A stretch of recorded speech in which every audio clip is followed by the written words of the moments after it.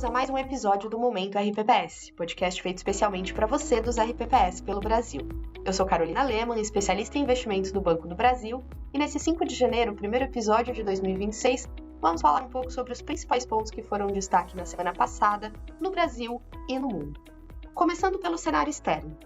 Nos Estados Unidos, o presidente Donald Trump afirmou que deve anunciar ainda em janeiro o nome do novo presidente do Federal Reserve. Ele também voltou a criticar Jerome Powell, atual chefe da instituição, dizendo que ele deveria renunciar e acrescentando que gostaria de demiti-lo. Já a ata da última reunião do FONC mostrou que não há consenso dentro do Fed sobre quando deve ocorrer o próximo corte de juros. Os dirigentes reforçaram que as decisões não estão pré-determinadas e que tudo vai depender da evolução dos dados de inflação e do mercado de trabalho, destacando que cada reunião será guiada pelos indicadores mais recentes. Na China, o Ministério das Finanças anunciou que pretende ampliar os gastos públicos em 2026, adotando uma postura fiscal mais proativa. O foco, segundo o governo, será melhorar a eficiência e a eficácia na alocação dos recursos, buscando sustentar o crescimento econômico sem gravar os riscos relacionados à dívida. Além disso, foram adotadas cotas por país para importação de carne bovina, com a aplicação de uma tarifa adicional de 55% sobre os volumes que excederem esses limites. As medidas entraram em vigor no início de 2026 e terão validade até o fim de 2028. No campo geopolítico, após Donald Trump afirmar que havia avanços importantes nas negociações para um acordo de paz entre Rússia e Ucrânia, o processo enfrentou um novo revés. O presidente russo, Vladimir Putin, declarou que revisaria a posição de negociação do país, alegando que drones ucranianos teriam atacado sua residência. Em resposta, o presidente ucraniano Volodymyr Zelensky classificou a acusação como infundada e alertou que Moscou poderia usar o episódio como pretexto para justificar novos ataques a prédios governamentais em Kiev. Ainda no cenário geopolítico, Donald Trump anunciou que os Estados Unidos realizaram um ataque a uma instalação portuária na Venezuela que seria utilizada para o carregamento de drogas. Essa ação marcou a primeira ofensiva militar norte-americana contra um alvo terrestre em território venezuelano. E para os próximos dias, o que temos de agenda? Nos Estados Unidos, a semana será marcada pela divulgação de dados importantes do mercado de trabalho e da atividade econômica, além de discursos de dirigentes do Federal Reserve.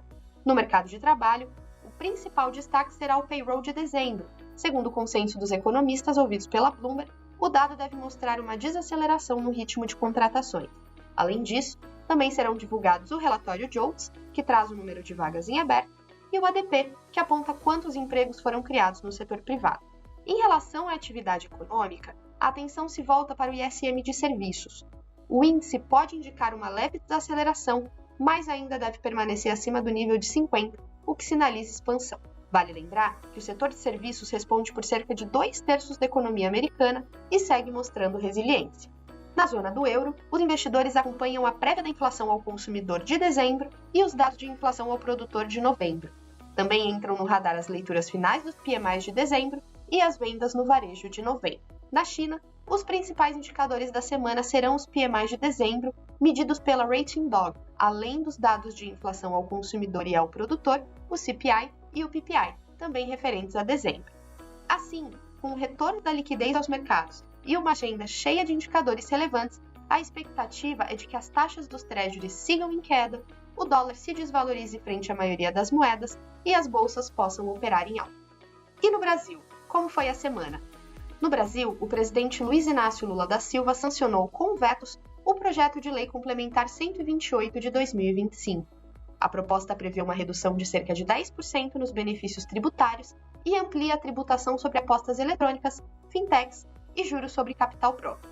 Segundo o noticiário, após quase 4 anos sem aumentar a posição em ouro, o Banco Central voltou a comprar o metal para as reservas internacionais. Entre setembro e novembro, as aquisições elevaram o estoque de ouro em cerca de 1/3, fazendo com que o valor total desse ativo nas reservas praticamente dobrasse no ano.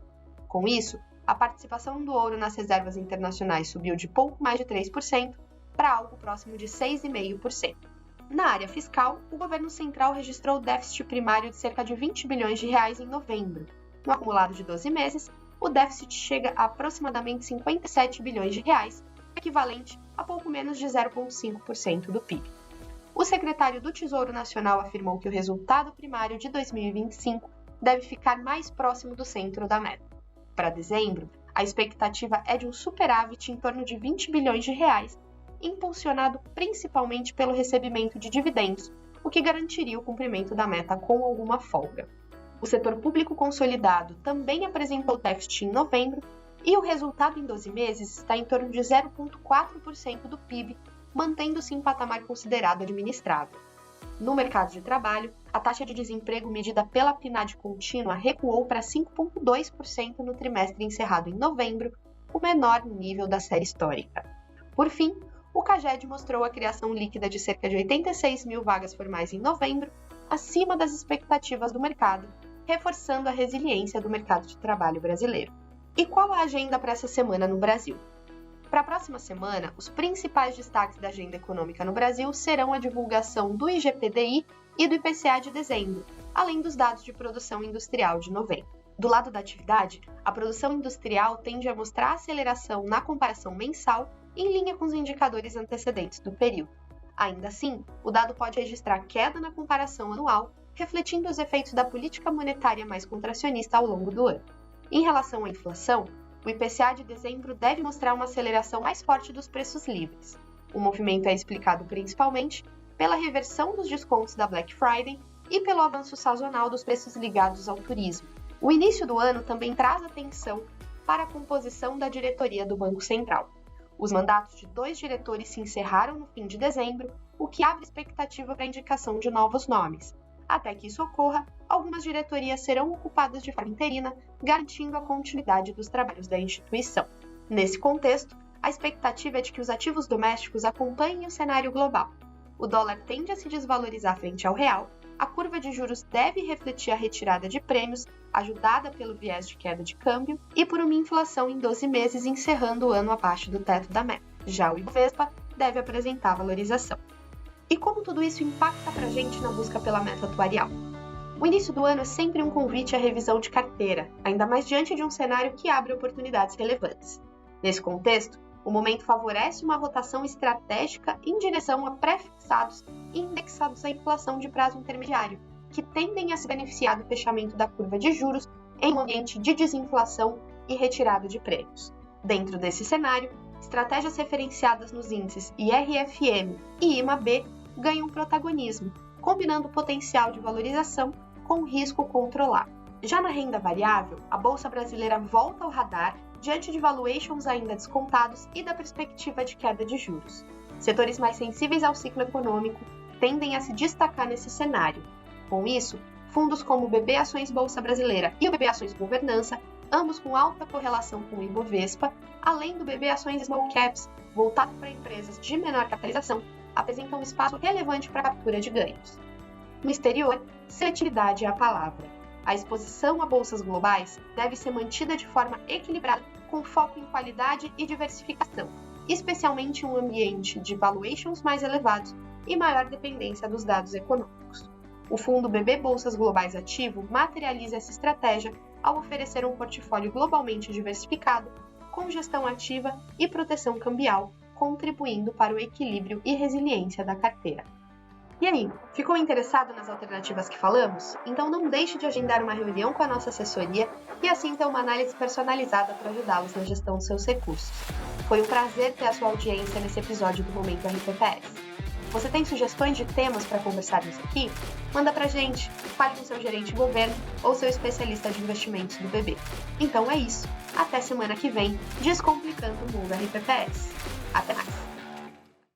Conforme padrões da Anbima e aderentes às resoluções da CVM, seguem avisos obrigatórios antes da decisão de investimentos. Leia o prospecto e regulamento dos fundos antes de investir. Rentabilidade passada não representa garantia de rentabilidade futura. Fundo de investimento não contam com cobertura do FGC, Fundo Garantidor de Crédito, do gestor ou administrador.